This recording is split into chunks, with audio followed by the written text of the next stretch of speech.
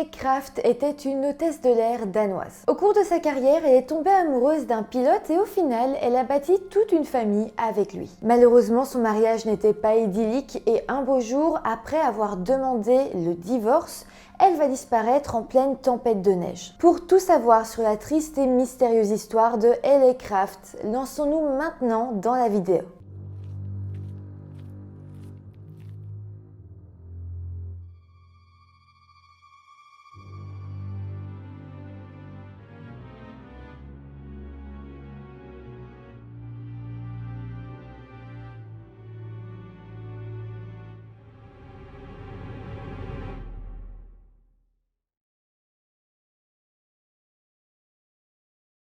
Hello tout le monde, j'espère que vous allez bien. Aujourd'hui, on se retrouve pour une affaire que j'ai trouvée en tout cas assez gore. Je vous préviens déjà, dans cette histoire, il va y avoir des détails qui sont assez gore. Moi, personnellement, ça m'a vraiment mis des frissons dans le dos.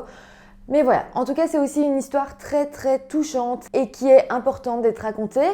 Avant de commencer, je vous dis aussi que cette vidéo est sponsorisée par Oli Energy. Oli est la marque de boissons énergisantes et de thé glacé parfaite si vous voulez prendre soin de vous, de votre santé et de la planète. Ce que je trouve également génial, c'est que pour sa gamme énergie, Oli utilise une caféine cristallisée qui a un effet à plus long terme et nous évite donc le petit coup de fatigue post-caféine. Oli, c'est donc des boissons énergisantes véganes, sans sucre, avec des colorants et arômes naturels, mais aussi des thés glacés boostés en antioxydants. Mais à présent, Oli se lance dans une toute nouvelle gamme de boissons qui visent à une hydratation maximale. Ces nouvelles boissons isotoniques sont parfaites si vous faites du sport. Avec elles viennent également 3 nouveaux goûts: pamplemousse rose, kiwi fraise et pêche blanche. C'est bon et c'est beaucoup plus sain que des boissons sportives artificielles. C'est vraiment le moment de vous lancer car pour l'instant, à l'achat de ces nouveaux packs de lancement, la marque vous offre différents cadeaux comme des shakers thermiques ou même des t-shirts. En tout cas, n'hésitez pas à aller faire un tour sur le site en barre de description et profitez dès maintenant de 5 € de réduction sur votre première commande avec le code Phoenixia5 et avec le code Phoenixia, vous aurez également 10% de réduction sur toutes les autres commandes. Aussi, les boissons sont livrables partout dans le monde. Je vais bientôt recevoir des nouveaux produits, donc je vous en montrerai d'autres dans une autre vidéo. Mais voilà, en tout cas, tout se passe en barre de description, donc n'hésitez pas à aller y faire un tour. Mis à part ça, je vous rappelle aussi de vous abonner à la chaîne si ce n'est pas encore fait. Et voilà, maintenant que tout ça est dit, eh bien lançons-nous dans cette triste histoire. Ellie Nielsen, de son nom de jeune fille, est née au Danemark le 4 juillet 1947. Elle était fille unique de ses parents et elle a eu une enfance tout à fait convenable. Elle aimait énormément l'école et a rapidement eu une passion pour l'apprentissage des langues. Elle a très vite appris le français, l'anglais, l'allemand, le norvégien et le suédois. En grandissant, elle a alors voulu voyager et évidemment le fait qu'elle parlait différentes langues l'a énormément aidée. Elle a alors passé une partie de son enseignement secondaire en Angleterre et puis elle a été vivre en France et a travaillé dans une famille en tant que fille au père. Au milieu des années 60, lorsqu'Ellie avait à peine 20 ans, elle a décidé de devenir hôtesse de l'air. Il faut savoir qu'à cette époque, il y avait de très grosses normes physiques pour exercer ce métier, mais Ellie y correspondait totalement. Elle était vraiment belle, elle avait de longs cheveux blonds, de jolies pommettes et une personnalité qui a même été qualifiée de captivante. Elle est donc devenue hôtesse de l'air pour la compagnie Capital Airlines et faisait donc de nombreux voyages à destination et en provenance d'Afrique. Elle a alors travaillé quelque temps pour cette compagnie jusqu'au moment où elle a décidé d'en changer. Un peu plus tard, elle a alors commencé à travailler toujours en tant qu'hôtesse de l'air, mais dans une compagnie aérienne à provenance de Copenhague, qui était donc la capitale du Danemark, son pays d'origine. Son nouveau travail lui a alors permis de voyager dans davantage de pays. D'ailleurs, après avoir voyagé de nombreuses fois aux États-Unis, elle a décidé de s'y installer et à Miami, elle a commencé une nouvelle formation, toujours pour devenir hôtesse de l'air, mais disons ici c'était plus pour s'améliorer. Elle a d'ailleurs été classée comme première de sa classe parce qu'elle avait aussi beaucoup d'expérience en tant qu'hôtesse de l'air. En 1969, Ellie avait alors 20 ans. À ce moment-là, elle va alors rencontrer un pilote d'avion qui s'appelait Richard Kraft et qui avait 31 ans. Pour vous parler un petit peu plus de lui, c'était un pilote très apprécié qui d'ailleurs était connu pour ses multiples aventures avec différentes femmes. Richard est en fait né en 1937 à New York et il a grandi avec ses 2 sœurs aînées. Son père était un homme d'affaires très riche de Manhattan qui avait également été pilote d'avion pendant la Première Guerre mondiale. Richard a lui été à l'université pendant une courte période et puis il a abandonné ses études. Il a ensuite rejoint les Marines en 1956 lorsqu'il avait 19 ans et là-bas il a alors gravi les échelons et a fini par devenir pilote d'hélicoptère, puis pilote d'avion et a servi en Corée et au Japon. Finalement, après 10 ans passés au sein des Marines, il avait décidé de partir en 1966. Alors, Richard a mentionné à plusieurs reprises dans sa vie qu'il avait également fait partie de la CIA. Mais bon, il n'y a pas de réelle preuve de ça, on ne peut pas en être sûr à 100%, donc ça à prendre avec des pincettes, surtout qu'il avait l'air de beaucoup se vanter dans sa vie, donc c'est possible que ce soit un élément qu'il a inventé. Mais en tout cas, lorsqu'il a quitté les Marines, il s'est lancé comme pilote de ligne et c'est donc 3 ans plus tard, en 1969, qu'il a fait la connaissance de Ellie. Il faut savoir aussi qu'à ce moment-là, Richard était déjà fiancé à une autre femme. Mais ça n'a pas eu l'air de changer grand-chose pour lui parce que lorsqu'il a rencontré Ellie, eh bien, il l'a appréciée et assez directement, en fait, ils ont commencé à sortir ensemble. Alors, ils se cachaient pas du tout, ils se montraient ensemble publiquement. Je sais pas combien de temps est-ce que Richard est encore resté avec sa fiancée après ça, mais au bout d'un moment, eh bien, évidemment, il l'a quittée et est resté officiellement avec Ellie. Le idylle va alors durer pendant plusieurs années et d'ailleurs en 1975, donc 6 ans après leur rencontre, Ellie va tomber enceinte de leur premier enfant. Suite à ça, au mois de novembre de la même année, ils se sont mariés. Par contre, il faut quand même savoir que Richard n'était pas très apprécié par les amis de Ellie. En fait, Richard ne la traitait pas bien du tout et Ellie avait même dit à ses amis pendant sa première grossesse qu'elle ne pardonnerait jamais à Richard la façon dont il la traitait. Mais bon, ils sont restés ensemble et ils ont d'ailleurs encore eu 2 autres enfants. Au niveau financier, il faut savoir que le couple était assez riche. Ensemble, le couple gagnait par année plus ou moins 125 000 $. Il faisait d'ailleurs partie des 5% des salariés les mieux payés aux États-Unis. Après la naissance des 3 enfants, quand ils ont repris leur travail à temps plein, Richard et Ellie ont pris la décision d'embaucher une fille au pair qui s'appelait Dawn et qui avait 19 ans à ce moment-là.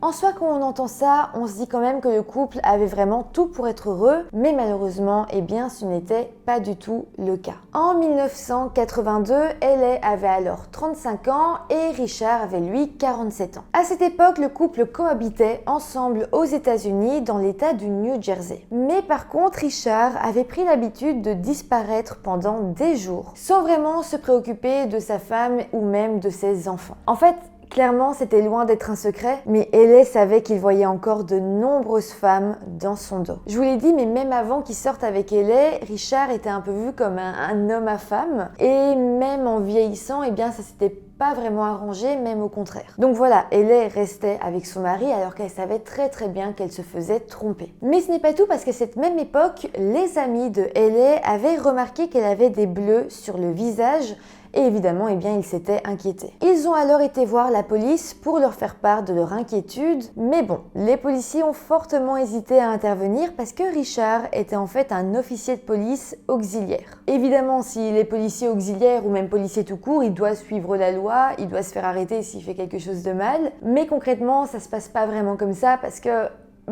les policiers ont tendance peut-être à se protéger un petit peu entre eux et donc évidemment ils ont hésité à se dire on va arrêter ou même interroger l'un des nôtres. Dans leur tête, ça se faisait pas trop. Par contre, je dis ça comme ça, mais c'est extrêmement grave. C'est grave que les policiers aient hésité à intervenir et qu'au final, ils ne soient même pas intervenus du tout. Alors par contre, je sais pas si vous vous demandez ce que c'est policier auxiliaire. Moi, je connaissais pas du tout, je me suis un peu renseignée. Et en gros, ça veut dire que Richard exerçait le métier de policier mais sans être payé pour. En gros, il exerçait ce métier à temps partiel, un petit peu quand il voulait. Par contre, il n'avait pas le droit de répondre aux appels de police. Concrètement, de ce que j'ai pu lire, Richard avait en fait acheté une voiture de police, une Crown Victoria, et l'avait transformée en sa propre voiture de police et y avait installé une radio et avait mis des autocollants. Donc voilà, en gros c'est légal, c'est comme être policier sans vraiment l'être, il peut faire régner l'ordre, simplement si un policier est appelé quelque part, eh bien il n'est pas autorisé à y aller. aller. Mais donc voilà, c'est une petite parenthèse, mais tout ça pour dire que Richard était difficilement attaquable par la police parce qu'ils avaient un certain respect pour lui. Pourtant, c'est vraiment triste, mais il faisait réellement vivre un enfer à LA. C'était un homme vraiment méchant et vraiment avare d'argent. Pour vous dire, il prenait l'argent de LA et le dépensait pour des choses qui servent à la maison et au foyer. Et puis comme ça, il gardait absolument tout l'argent qu'il gagnait pour lui et il s'achetait des choses qui lui faisaient plaisir à lui. D'ailleurs, il était fan d'armes à feu et s'achetait donc des fusils et des munitions. De ce qu'on sait, il avait même suffisamment d'armes chez lui pour armer 50 hommes. Donc voilà, je pense qu'avec tout ça, vous pouvez facilement vous imaginer le genre d'homme que Richard était. À présent, faisons encore un bond dans le temps jusqu'en 1986. Ellie avait à présent 39 ans et c'est cette année-là qu'elle va enfin trouver la force de demander le divorce. En fait, Ellie avait décidé d'engager un détective privé au mois de décembre de cette année-là et ce détective s'appelait Case Mayo. Case a alors suivi Richard dans tous ses déplacements et l'a photographié en train d'embrasser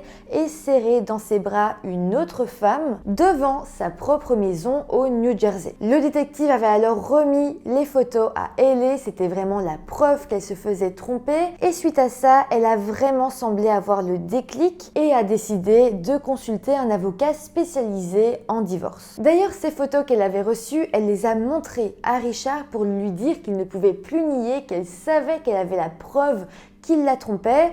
Et évidemment, en lui montrant les photos, elle lui a annoncé qu'elle demandait le divorce. Par contre, il faut savoir aussi qu'à ce moment-là, Ellie s'est confiée à sa mère ainsi qu'à ses amis et leur a dit « Si quelque chose m'arrive, ne pensez pas que c'est un accident. » Donc là, ça montrait bel et bien qu'elle avait peur de Richard et que depuis qu'elle lui avait annoncé qu'elle voulait demander le divorce, elle avait compris qu'il était vraiment encore plus énervé qu'avant et que peut-être il pourrait vraiment lui faire du mal. Mais à présent, plongeons-nous dans la journée du 18 novembre 1986. Ellie venait en fait de faire un voyage à Francfort en Allemagne en tant qu'hôtesse de l'air et là, elle venait de rentrer. Son avion avait atterri à l'aéroport JFK de New York et l'une de ses amies et collègues l'avait ramenée de l'aéroport jusqu'à chez elle dans le New Jersey. Par contre, lorsque Ellie est rentrée chez elle, elle s'est rendue compte qu'il y avait une coupure d'électricité dans sa maison mais aussi dans toutes les maisons de la rue. Il y avait en fait eu une très forte tempête de neige, donc l'électricité avait été coupée.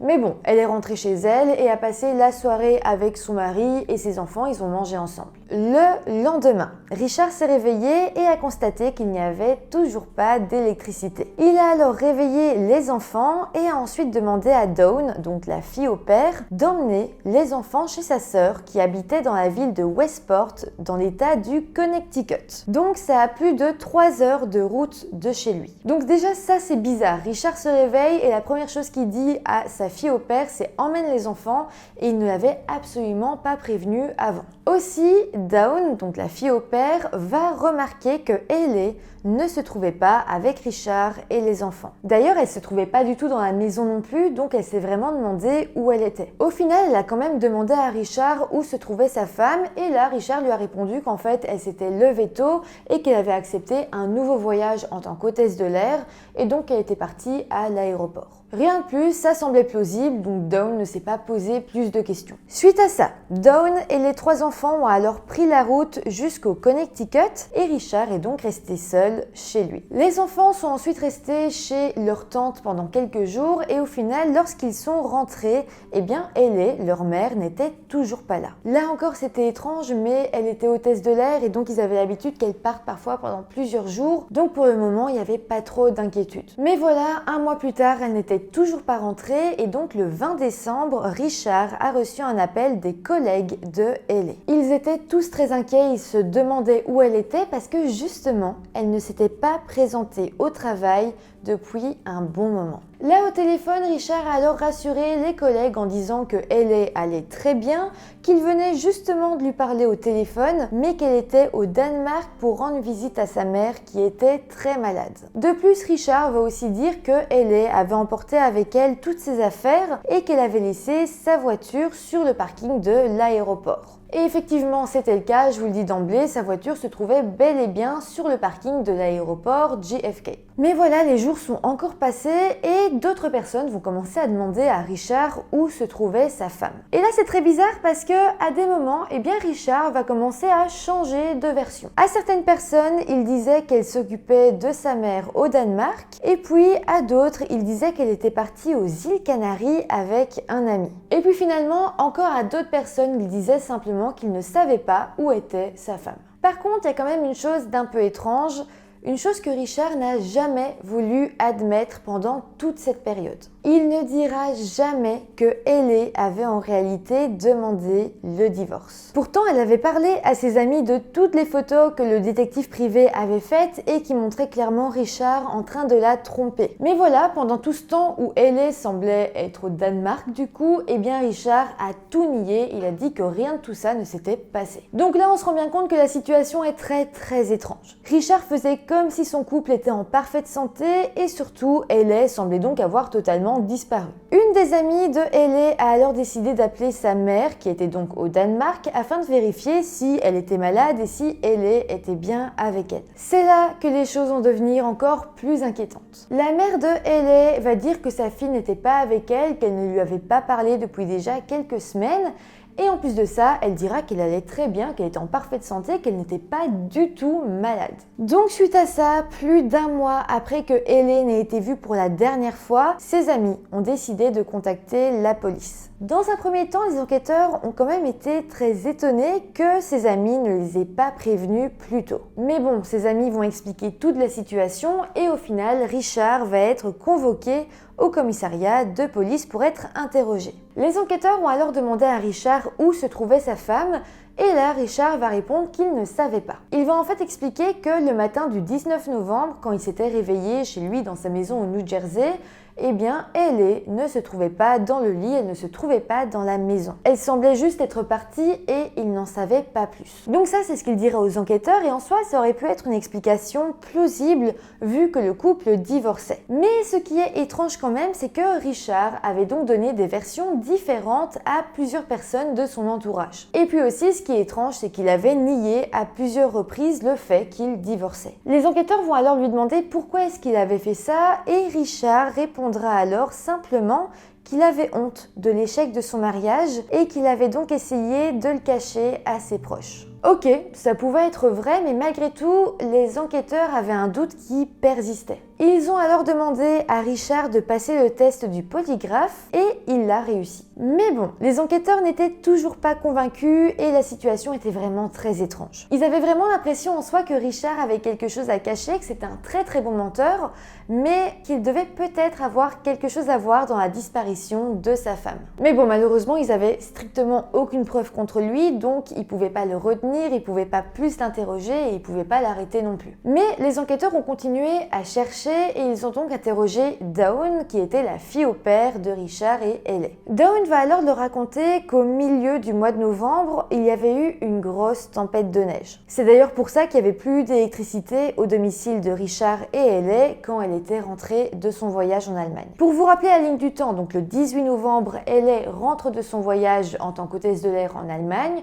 et le 19 novembre, c'est le lendemain, jour où Dawn part justement avec les enfants au Connecticut. Et bien Dawn parlera de cette journée aux enquêteurs et expliquera que c'était très soudain, qu'elle n'avait pas du tout compris pourquoi est-ce que Richard lui avait dit comme ça le matin « Ok, prends les enfants, prends la voiture et pars chez ma sœur ». C'était selon elle très précipité et c'était aussi très dangereux parce que quand même il y avait eu une grosse tempête de neige. Mais malgré tout, elle se rappelle que les enfants avaient fait leur bagage rapidement et Dawn avait fait de même pour ensuite prendre la route. Par contre, elle va quand même se rappeler qu'avant de partir, elle avait remarqué qu'il y avait une tache très sombre sur le tapis de la chambre principale, tache qui faisait à peu près la taille d'un pamplemousse. C'était quand même quelque chose qui l'avait un petit peu marqué, surtout que quand elle était repassée devant cette chambre, peut-être quelques minutes plus tard, donc ça c'était juste avant d'embarquer dans la voiture pour prendre la route, là elle avait remarqué que cette section du tapis avait été retirée. Elle s'était alors demandé ce qui s'était passé et elle avait même posé la question à Richard qui lui avait simplement répondu que la tâche avait été faite à cause du poêle à pétrole. Mais attendez, parce que ce n'est pas tout ce que Dawn va nous raconter. Elle va dire que toujours le 19 novembre, avant de prendre la route,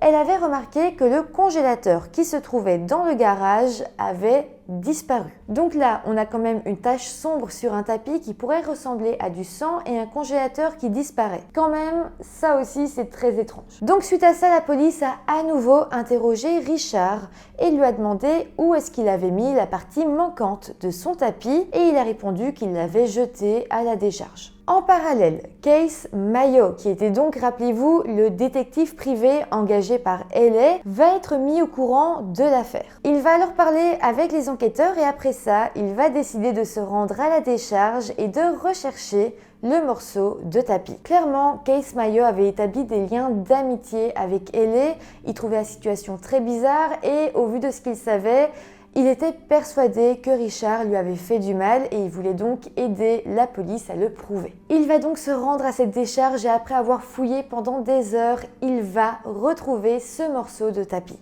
Il sera alors envoyé dans un laboratoire de police, mais malheureusement ou heureusement, je sais pas trop, les résultats montreront qu'il ne s'agissait pas de sang. Mais bon, suite à ça, la police a redoublé d'efforts pour vraiment essayer de trouver le moindre élément de preuve à l'encontre de Richard. Ils ont alors vérifié ses relevés de carte de crédit pour essayer de vérifier si, autour du moment de la disparition de sa femme, il avait acheté des choses qui sortaient de l'ordinaire. Là, ils vont alors remarquer que le 19 novembre, donc le jour où il avait envoyé sa nounou dans le Connecticut avec ses enfants, Richard avait acheté une nouvelle literie, des draps et une couette. Donc déjà ça, c'est bizarre, mais attendez parce que c'est très loin d'être la chose la plus dérangeante. La veille, donc le 18 novembre, le jour où LA était revenue de son voyage, Richard avait acheté du matériel de déchiqueteuse à bois et avait loué un camion de déménagement U-Haul. Donc là, une déchiqueteuse à bois, c'est une déchiqueteuse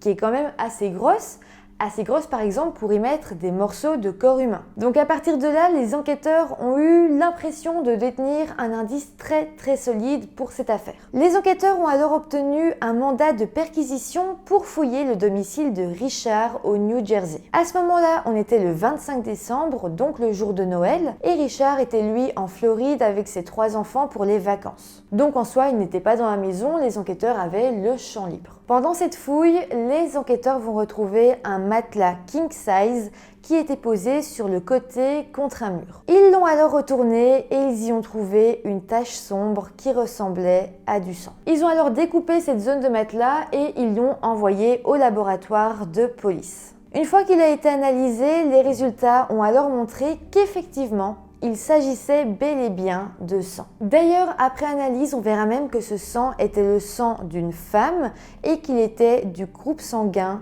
O.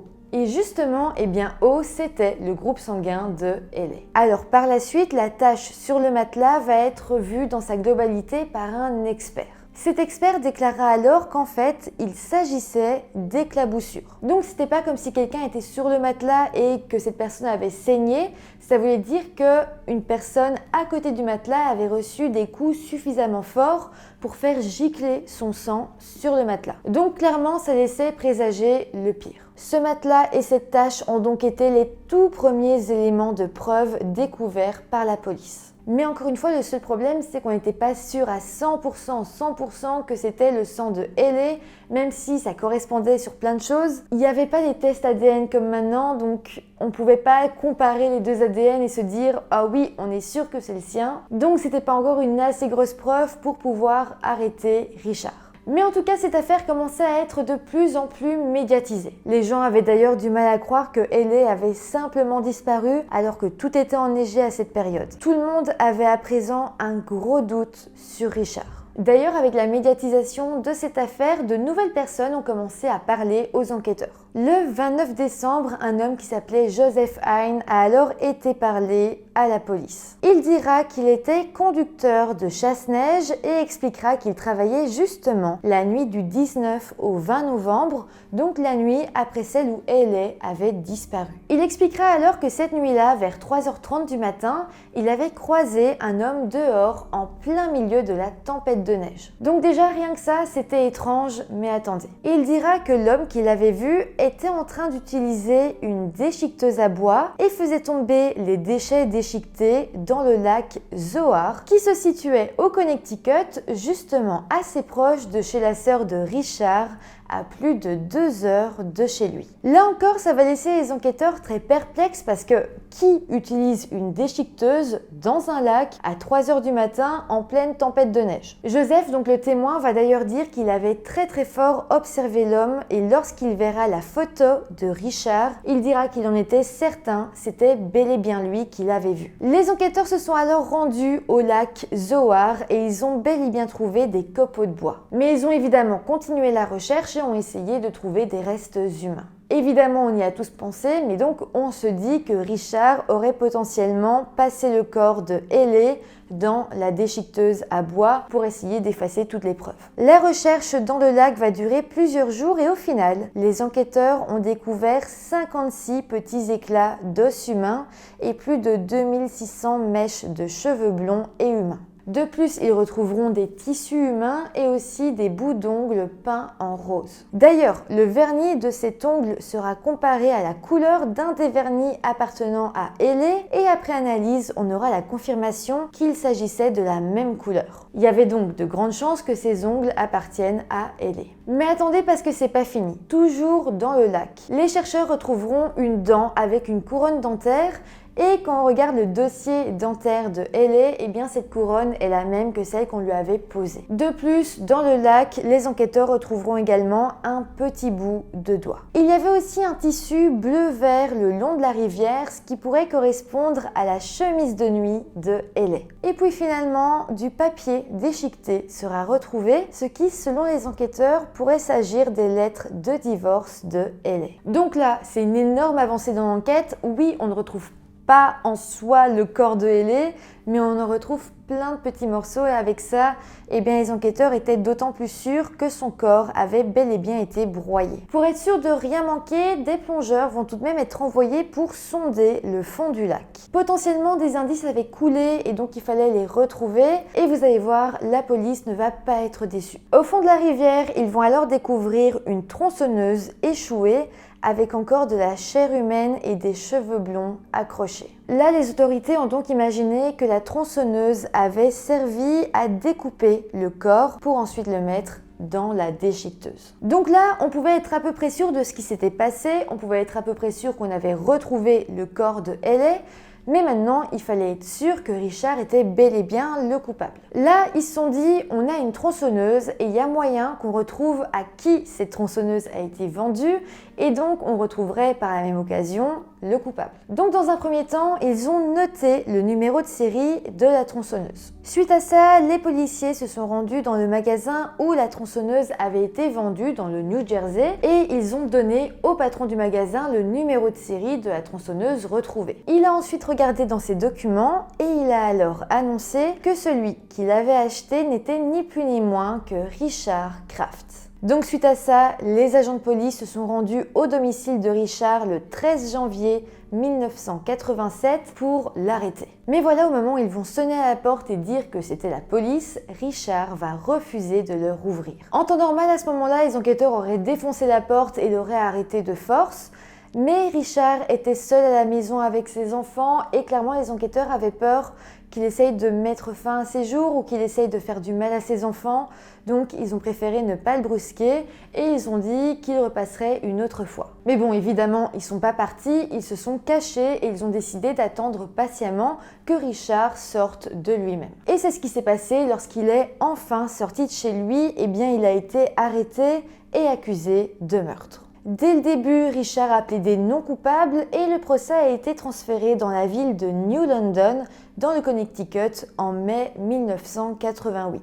Lors de ce procès, le procureur a affirmé que Richard avait assassiné sa femme parce qu'elle voulait demander le divorce et que lui ne voulait pas. Ensuite, tous les éléments que je vous ai racontés jusqu'ici ont été expliqués au jury. Alors, selon l'accusation, Ellie était donc bel et bien rentrée chez elle le 18 novembre 1986. Il n'y avait plus d'électricité à cause de la tempête et donc elle comptait aller dormir tôt. Elle avait donc couché ses enfants à 20 h avant d'enfiler sa chemise de nuit de couleur bleu-verte et de vérifier le courrier qu'elle avait reçu pendant son absence. On pense que c'est à ce moment-là qu'une dispute avait éclaté entre elle et Richard parce qu'elle avait justement reçu les papiers pour le divorce et que lui avait donc refusé de les signer. Toujours selon l'accusation, ce serait sans doute au moment où Ellie était retournée dans sa chambre que Richard se serait mis en colère et qu'il l'aurait frappé très fort à la tête. Alors, pour que le coup soit tellement fort qu'il puisse lui briser le crâne et propulser des gouttes de sang jusque sur le matelas,